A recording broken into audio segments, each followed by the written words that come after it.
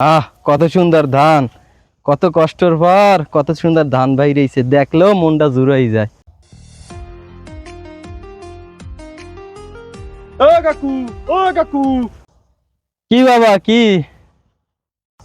এই যে ধান চাষ করছেন, এত দেহার মতো ধান কাকু, এই ধানের নাম কি? এই ধানগুলোর এই ধানের তো নাম আছে, অন্যরকম একটা নাম।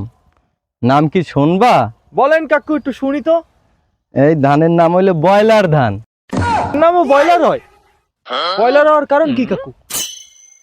বাবা, এই ধানের নামের তো কারণ একটা আছে।